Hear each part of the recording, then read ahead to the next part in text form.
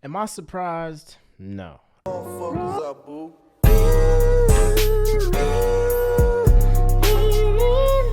I mean, we all knew that the NFL has a problem in terms of hiring black coaches, black coordinators, black executives in this league. So this news wasn't surprising. I knew that the NFL was looking over guys like Eric Bieniemy, Brian Flores, Jim Caldwell, Byron Leftwich. I mean, I can go on and on and on, right? So this ain't new. This is just coming back up, and Brian Flores has the courage, right, to stand up for what's right. So if you don't know what has happened, right, Brian Flores has basically filed a grievance against the NFL. It's a 58-page lawsuit that was filed in Manhattan federal court yesterday, and it seeks class action status, right?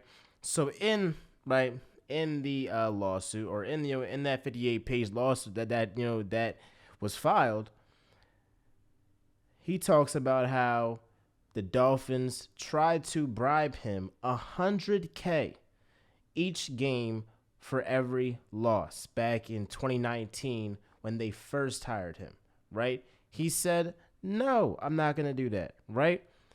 Another thing, they tried to get him to violate tampering rules by meeting with QBs that they wanted to recruit, right? Again, he declined and said, no, I'm not going to do this. They're like, oh, he's hard to deal with. Oh, he's difficult to, work with. He's a difficult person. He's rough around the edges, right? He can't work with others. Is that all because he didn't want to tank? Is that all because he didn't want to violate tampering rules, right? So this puts the Dolphins on the spotlight. This puts a lot of attention on their owner, Stephen Ross, and that Miami organization. And this is not an organization that is known for being organized. It's not an organization that is known in the NFL to be good. I mean, when have the Dolphins ever been good? Not in my lifetime. Probably not in your lifetime, if we're being completely honest, right? So at the end of the day, I believe Brian Flores in terms of that Dolphin situation. That's just me.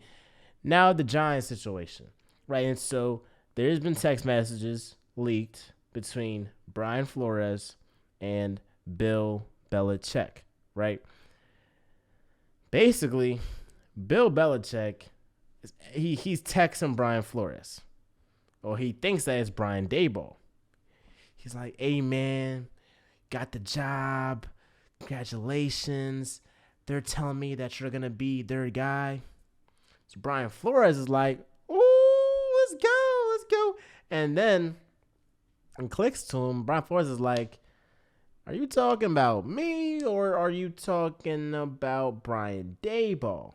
Bill Belichick is like, oh, man, like, hey, man, I done messed up big time. He done messed up big time. I mean, they like, the white owners are like, why'd you rat us out? Like, he done ratted them out, basically what happened, right? They done got caught up because basically they wanted to interview, Brian Flores after they already made their mind up off of who they were going to hire, right? So they already were going to have Brian Daboll as their coach. They already had their eyes on Brian Daboll. But to complete the rules, or to be to be in the rules in terms of that Rooney Rule, where you have to at least interview one minority candidate. That's all it was. That's the only reason why the Giants interviewed Brian Flores, was to fulfill that requirement for that Rooney Rule. And guess what? They got exposed. Another situation with the Broncos and John Elway in 2019. Flores accuses them of being late to the meeting and also being hungover at the meeting. Now, the Broncos have said, you know what, This is not true. They try to pull the receipts and say that it was a 3.5 hour, interview, between y'all. I mean, look, again, I still maybe if they weren't hungover and all of that, I still believe that the Giants, that the Broncos knew who they wanted to hire. They knew they wanted to hire Vic Fangio. The Broncos, the Giants knew they wanted to hire Brian Daboll. And what we are seeing in the NFL is that the Rooney Rule, it don't work. It does not work. When has it ever worked? At the end of the day, NFL teams will fulfill the requirement to interview a minority candidate because they have to be within the rules. But they aren't really looking at these guys like Brian Flores, like Eric Bieniemy, like Jim Caldwell. They're not really looking at these guys as potential candidates if we're being completely honest, and all they're doing is interviewing them because of the Rooney Rule. Right? So I don't necessarily blame the NFL for how this is being handled, because at the end of the day, you can't tell these owners that are worth billions of dollars, got billion-dollar companies, these white men, oh, try to tell them who they can and cannot hire. They're going to be like, yo, this is my business. This is my organization. This is my plantation. I'm not going to say that, but this is my organization. It's still that mindset, though, of these are my players. This is my team. This is my stadium.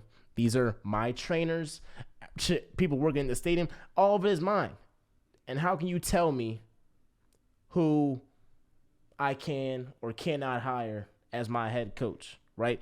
So what I want in the future to happen is that a black kid, I have said this before, but I hope that Brian Flores, other, black coaches, black coordinators that have been done wrong in the NFL, that a black kid looks at this and is like, you know what?